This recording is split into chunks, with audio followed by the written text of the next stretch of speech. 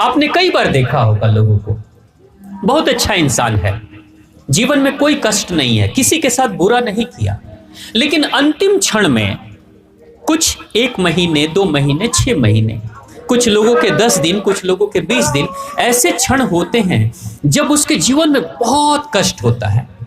जैसे बाबूजी से अभी भैया से बात हो रही थी कि उनके ससुर जी बाबूजी की हड्डी टूट गई थी, कमर की हड्डी टूट गई, बिस्तर पे पड़ गए और बड़ा कष्ट झेला। ये क्या है?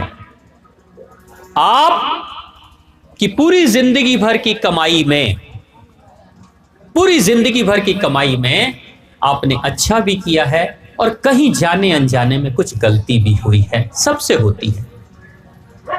उसमें सिर्फ आप नहीं है, उसमें मैं भी हूं, सभी से होती है। भगवान का एक नियम चलता है। भगवान कौन है? परम शुद्ध है। भगवान परम शुद्ध हैं, जिनका सत्य चित्त आनंद है स्वरूप। वो भगवान अपने बच्चों को जब कभी भी अपने पास बुलाते हैं, शरीर के त्यागने के बाद भगवान देखते हैं ये बच्चा मेरा बड़ा प्यारा है, बड़ा अच्छा है, लेकिन कुछ अच्छाइयां तो हुई हैं और कुछ त्रुटियां भी जाने अनजाने में हो गई हैं इससे। भगवान कहते हैं तुम्हें तो आना है मेरे पास, तुम आओगे मेरे पास, लेकिन मैं परम शुद्ध हूं, मैं सत्यचित आनंद में हूं, लेकिन तुम्हारे जीवन में कुछ दुख के कीचड़ चिपके हुए हैं तुम्हारे जिस्म पे, तुम्हारे व्यक्तित्व पे, थोड़े कष्ट के, थोड़े दुख के हैं। आना तो चाहते हो, तुम्हें अपनी गोद में बिठाऊंगा, लेकिन उससे पहले तुम्हें शुद्ध करूंगा, साफ करूंगा। मां अगर कितना भी प्रेम करे अपने बच्चे को, अगर बच्चे के शरीर में कीचड़ लगा है तो मां पहले उसकी धुलाई करती है, उसके वस्त्र को बदलती है और अंत में अपने गोद में बिठाती है, स्वच्छ करके। भगवान भी यही काम करते हैं। जीवन के अंतिम क्षण में अगर कभी कष्ट मिले, दुख मिले, तो कभी रोना मत।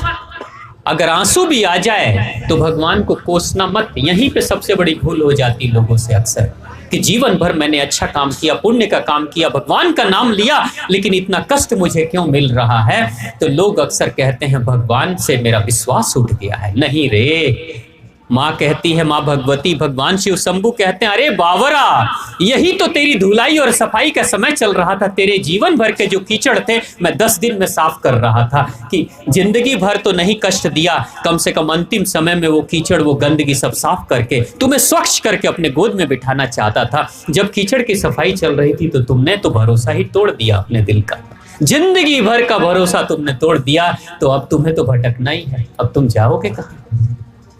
इसलिए कभी भी किसी पे अगर कोई कष्ट झेल रहा है तो उस पे हंसना मत, और अगर आप खुद भी कष्ट झेलोगे तो रोना मत, ये सोचकर कि भगवान मेरी धुलाई कर रहे हैं। अंतिम समय में सब साफ कर देते हैं, सब स्वच्छ कर देते हैं। जितना कष्ट देना है ना, वो सारे कष्ट मिटा देते हैं। किसी की हड्डी टूट जाएगी तो किसी का शरीर में कोई बीमारी चली आएगी। वो बीमारी क्या है? कष्टों के रूप में, बीमारियों के रूप में हमारे जीवन की गलतियां प्रकट होती हैं। गुरु रामकृष्ण परमहंस, मां के परम भक्त, जिन्होंने मां का साक्षात्कार किया, आमने सामने बैठकर बातचीत की, मां हर क्षण उन्हें मार्गदर्शन किया करती थी, लेकिन अंतिम क्षण में गले का कैंसर हो गया था। पूछा था, भक्तों ने कहा था, स्वामी विवेकानंद ने भी कहा था, मां से तो आपकी बातचीत होती है, संवाद होता है, क्यों नहीं मां से कहकर अपने इस कष्ट को मिटा देते? गुरु रामकृष्ण परमहंस कहते हैं, रे बाबरा, अगर मैं ऐसा कर दूंगा ना, तो ये जो कर्ज है ये कटेगा कब? फिर अगले जन्म में फिर से भुगतना पड़ेगा मुझे। इसलिए माँ जो कर रही है वो अच्छा कर रही है। माँ ने कैंसर की बीमारी दे दी, गले में वो जो कष्ट था, जीवन में जो त्रुटियां हुई थी, वो कष्ट के रूप में एक ही बार में सारा का सारा हिसाब चुकता हो गया, और माँ उसके बाद से अपने गोद में बच्चे को बिठा लेती है। स्वामी रामकृष्ण परमहंस तो माँ के परम भक्त थे, लेकिन स्वामी रामकृष्ण परमहंस के परम कार्य को, ज्ञान के वितरण करने के कार्य को जिस किसी ने किया वो स्वामी विवेकानंद थे। स्वामी विवेकानंद ने एक ऐसी ज्योति, एक ऐसी मशाल जलाई थी जिसके कारण से आज पूरी दुनिया प्रकाशित है। लेकिन उस विवेकानंद को भी अंतिम समय में लगभग 30 तरह की बीमारियों ने जकड़ रखा था, जिसमें डायबिटीज भी बीमारी थी। अंतिम समय में वो भी बीमार हुए, उनसे भी जो कुछ भी त्रुटियां हुई सबकी सफाई धुलाई हो गई और स्वच्छ करके स्वामी विवेकानंद को भगवान ने अपने पास बुला लिया। तो जीवन के अंतिम पड़ाव में अगर कष्ट हो, दुख मिले, तो दुखी मत हो। ये सफाई का और धुलाई का एक समय होता है, एक तरीका होता है। लेकिन शुभ कार्य अगर करना है तो अंतिम क्षण का इंतजार मत करना, क्योंकि जो भी करना है ना, अभी कर लो। आपको पता है, भारत के जो फौजी होते हैं, दुनिया के जो फौजी होते हैं, सिर्फ भारत नहीं, विश्व के कोई भी किसी भी देश के जितने भी फौजी, जो फौजी ट्रेनिंग के ग्राउंड पर जितना ही ज्यादा पसीना बहाता है, युद्ध के मैदान में उतना ही कम खून बहाना पड़ता है उसको। ट्रेनिंग में मेहनत करके जितना जो पसीना बहाता है, उतना ही कम खून बहाना पड़ता है उसको। और जितना ही फांकी मारते हैं फौजी ट्रेनिंग के ग्राउंड पे, काम चोरी करते हैं और ठीक से मेहनत नहीं करते हैं, अक्सर उनकी लाशें लौट कर आती हैं बॉर्डर से, क्योंकि खून उनका ज्यादा बहता है। आप जो कुछ भी अभी कमा रहे हो शांति के क्षणों में, ट्रेनिंग हमेशा शांति के क्षणों में होती है। लड़ाइयां तो हमेशा जहां आग धधकती है वहां लड़ाइयां होती है। तो अंतिम समय जब हमारी भी जिंदगी की आग लगेगी, तो उससे पहले अपनी ट्रेनिंग के दौर में अच्छे से कार्य कर लो, पुण्य कमा लो। याद रखिएगा, लोग कहते हैं अक्सर बहुत समय है अभी, अच्छा काम कर लेंगे, शुभ काम कर लेंगे, भगवान का नाम ले लेंगे अंतिम समय में ना। क्योंकि कुछ ग्रंथों में लिखा है, कुछ हमारे संत मुनियों ने कहा है, अंतिम क्षण में जो जिसको याद करता है उसी के लोक में जाता है।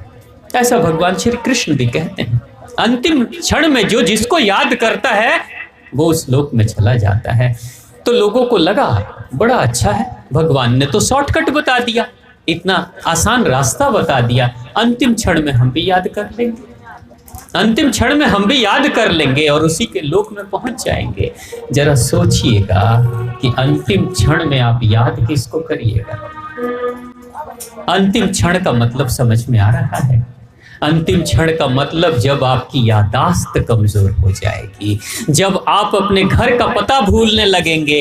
अंतिम क्षण का मतलब जब आपका नाम भी आपके ज़हन में नहीं आने वाला है, जब आप अपनी पत्नी को भी भूल जाएंगे, अपने बच्चों को भी भूलने लगेंगे, वो अंतिम क्षण होता है। जब अंतिम क्षण में आप अपने जिंदगी भर के पुकारने वाले नाम को भूल जाते हैं, घर का पता भूल जाते हैं, घर का रास्ता भूल जाते हैं, तो उस समय क्या आपको गीता में जो बात कही गई है कि भगवान ने कहा था अंतिम क्षण में जिसको याद करोगे वही चले जाओगे, तो क्या भगवान याद आएंगे? जब मैं खुद याद नहीं आ रहा हूं अपने आप को, मेरे घर का पता नहीं याद है मुझे, तो क्या मैं उस समय भगवान को याद कर लूंगा? अंतिम क्षण में वही याद आता है, दिमाग से याद नहीं आता। जो जिंदगी भर किया वही सामने उभर कर आता है। दिमाग तो काम ही नहीं करता है। दिमाग वो मित्र है जो सबसे अंत में आता है और सबसे पहले चला जाता है। याद रखिएगा, बच्चों का दिमाग बहुत सक्रिय नहीं होता है, इसलिए बच्चे निर्मल होते हैं, शुद्ध होते हैं। आपके घर के दुश्मनों से जाकर घर में मिल लेते हैं, खाना खाकर चले आते हैं, उनके लिए कोई भेदभाव नहीं है। मां के गर्भ में जब एक शिशु के शरीर का निर्माण होता है तो उसके हाथ पैर बन जाते हैं, उसका हृदय बन जाता है, उसके लीवर किडनी सब कुछ बन जाता है, लेकिन अंत में मस्तिष्क का निर्माण होता है। अंत में मस्तिष्क बनता है। और जब शिशु मां के गर्भ से बाहर आता है, जन्म लेता है, इस धरती पर आ जाता है, तो हाथ पैर सब सक्रिय होने लगते हैं, कद बड़ा होने लगता है। लेकिन उम्र जैसे जैसे बढ़ती है तो बहुत अंत में दिमाग चलना शुरू होता है, दिमाग बढ़ना शुरू हो जाता है। यानी ये वो मित्र है, ये बुद्धि आपकी जो है, ये जो दिमाग है, वो मित्र है जो सबसे अंत में आता है, लेकिन उम्र के कुछ साल पहले ही वो वापस छोड़ के चला जाता है। तभी तो लोगों की याददाश्त भूलने लगती है ना, याददाश्त तो उनकी खत्म हो जाती है। अब जरा सोचिए कि अगर आप अंतिम क्षण की तैयारी कर रहे हैं तो अंतिम क्षण में याद दिलाने वाली आपकी बुद्धि ही तो होगी, और बुद्धि तो पहले ही साथ छोड़कर जाने वाली है, तो कौन याद दिलाएगा? याद वही आता है जो जिंदगी भर आपने किया है। आज के जीवन में, आज के इस तारीख में जो दिन भर आप करेंगे रात के सपने में, वही दिखता है। दिखा है ना? आप में से कोई बता दे कि मैं निश्चित करता हूं कि मेरा सपना कैसा होगा। बाबूजी, कोई निश्चित कर सकता है मेरा सपना कैसा होगा? सपना तो अपनी मर्जी से आता है, अपनी मर्जी से दृश्य दिखाता है, अपनी मर्जी से चला जाता है। सुखद है, दुखद है, हमारा वश नहीं चलता। तो सपने में हम वही देखते हैं जो हम दिन भर करते हैं। कोई पीटेगा दिन भर लोहा, तो सपने में क्या सोनार का काम दिखाई देगा? सोना पीटेगा। दिन भर कोई काटेगा जेल, तो क्या सपने में वो मंदिर का पुजारी बन जाएगा?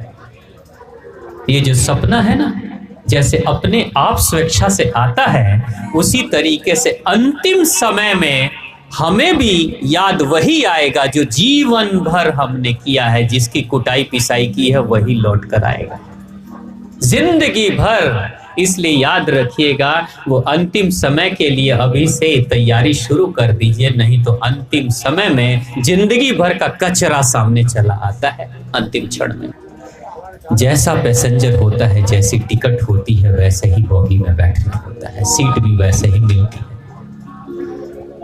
ट्रेन में जाकर आप निश्चित नहीं करते हो कि कौन से सीट पे बैठोगे। निश्चित तो स्टेशन पे करना पड़ता है ना, कि रिजर्वेशन में जाओगे कि पैसेंजर में जाओगे, फर्स्ट क्लास में जाओगे, एसी में जाओगे कि 3 टियर में जाओगे, किस में जाना है। ये निश्चित तो आप स्टेशन पे करते हो, लेकिन यात्रा आप ट्रेन में करते हो। ट्रेन में जाकर निश्चित नहीं कर सकते। सीट का नंबर भी निश्चित हो जाता है प्लेटफॉर्म के ऊपर। याद रखिएगा, वो जो अंतिम यात्रा है वो ट्रेन की सफर है, वही ट्रेन की यात्रा है। लेकिन कैसी होगी वो यात्रा, इस जीवन रूपी प्लेटफॉर्म पे आपको निश्चित करना पड़ेगा। बुकिंग अभी से करानी पड़ेगी, रिजर्वेशन अभी से कराना पड़ेगा। जीवन के रहते हुए यात्रा की ट्रेन छूट जाए उससे पहले ही आपको बुकिंग करनी पड़ती है। अभी से रिजर्वेशन की तैयारी कर लीजिए। दिल्ली का टिकट कटाओगे तो कलकत्ता कैसे चले जाओगे? कलकत्ते की ट्रेन में अगर मन भी करे कि चलो बैठ जाते हैं, अच्छी लग रही है ट्रेन, तो अंदर घुसने की भी इजाजत नहीं मिलेगी, क्योंकि टिकट नहीं